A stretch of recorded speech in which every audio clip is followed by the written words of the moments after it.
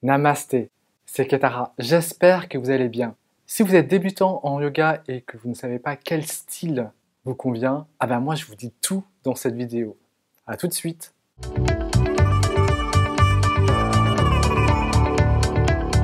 Il y a encore quelques temps, si vous m'aviez demandé « Vous faites du yoga, Ketara ?» je vous aurais répondu « Ah non, mais pourquoi faire, Madame Fichu, hein, franchement ?» Maintenant, je ne peux plus m'en passer. Je trouve que c'est vraiment une pratique qui vous fait du bien au corps et à l'esprit. Et d'ailleurs, à ce propos, est-ce que vous savez quel est le but ultime du yoga? Le yoga, en fait, à travers ses 85 000 postures, elle va vous permettre de trouver la meilleure posture possible pour méditer. Le yoga, c'est tendance, c'est vrai. Mais par quel style commencer quand on est débutant? Parce qu'il existe des yogas doux et des yogas beaucoup plus dynamiques. Moi, je vais vous faire une liste des yogas les plus courants et comme ça, vous allez pouvoir choisir parmi toutes ces pratiques-là. Alors, futur yogi et yogini, c'est parti! Pratique numéro 1, le Hatha Yoga.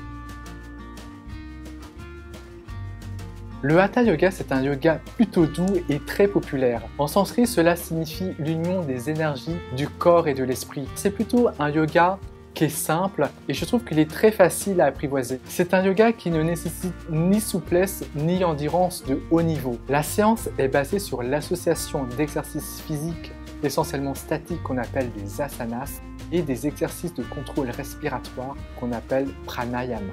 La posture la plus connue est sans doute celle du lotus. Je ne sais pas si vous la connaissez, le lotus, c'est comme je suis, vous êtes assis, vous avez la tête et le dos bien droit et vous avez les mains sur les genoux. Les bienfaits du Hatha Yoga, c'est de diminuer son stress, de mieux gérer ses tensions, d'améliorer sa souplesse et de trouver un sommeil de qualité. Pratique numéro 2, le Ashtanga Yoga. Asht veut dire 8 et Anga veut dire membre. Le Ashtanga Yoga, c'est un yoga plutôt dynamique. Elle se décompose en 8 étapes. Et ces 8 étapes, je vous les détaille dans la description, juste ici. Cette pratique travaille sur la synchronisation entre la respiration et une série de postures qui ne changent jamais. C'est un enchaînement de postures très rapide et très précis qui va s'accompagner d'une respiration qui s'appelle le Ujjayi. Vous voyez à peu près ce que fait Dark Vador?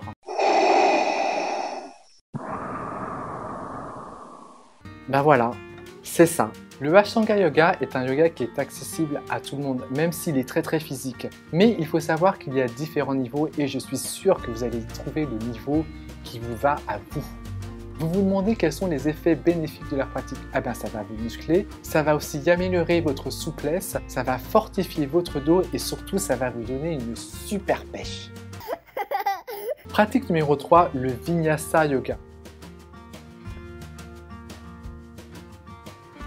Au contraire de l'Ashtanga Yoga, le Vinyasa Yoga se base sur une série non figée. Et d'ailleurs, Nyasa en sanskrit veut dire placer. On va donc placer le mouvement dans la respiration.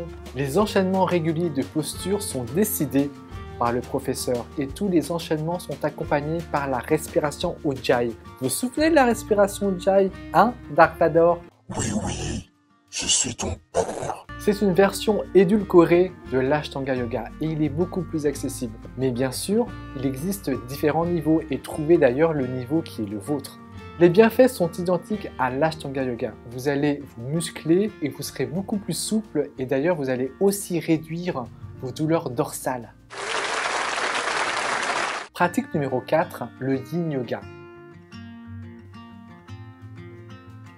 Le Yin Yoga est une pratique qui a été popularisée dans les années 90 et il s'inspire du yoga ancestral. L'idée du Yin, c'est d'être immobile, contrairement au Yang où vous êtes dans le mouvement. Vous allez avoir une approche beaucoup plus méditative. Il n'y a pas de renforcement musculaire. La pratique consiste à rester dans la posture de 3 à 5 minutes en restant immobile. Et c'est un yoga qui est accessible à tout le monde.